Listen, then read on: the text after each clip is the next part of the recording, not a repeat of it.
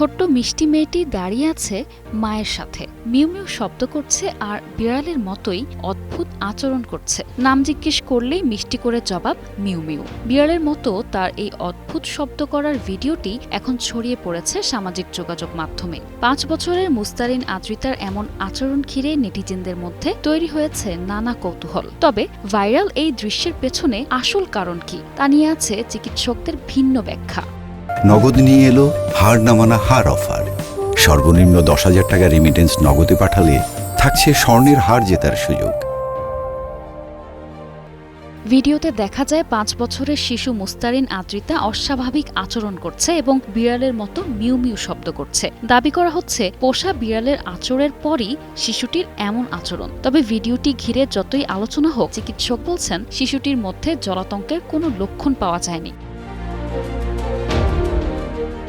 কুষ্টিয়ার ভেড়ামারা উপজেলার বাহিরচর এলাকার ব্যাংকার সাব্বিরের মেয়ে মুস্তারিন আদ্রিতা গত 17 অগস্ট পোষা বিড়ালের আচরের পর তাকে কুষ্টিয়া সদর হাসপাতালে নেওয়া হয়। সেখানে প্রয়োজনীয় চিকিৎসার পাশাপাশি জলাতঙ্কের টিকাও দেয়া হয়। পরে উন্নত চিকিৎসার জন্য তাকে ঢাকায় পাঠানো হয়েছে। স্থানীয়দের ভাষ্য, পরিবারের শখের পোষা বিড়ালটি শিশুটিকে আঁচড় দিয়েছে। তবে বিড়ালটি জলাতঙ্কে আক্রান্ত ছিল কিনা তা নিশ্চিত হওয়া যায়নি।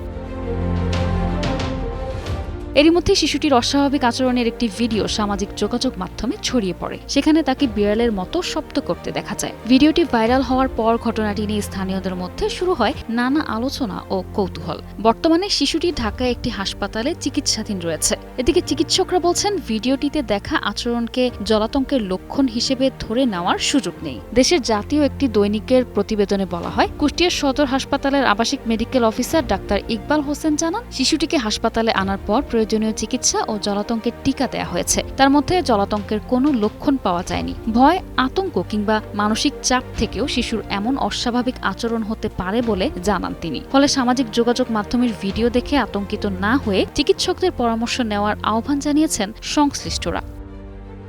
নিশা আলম, 21 টেলিভিশন।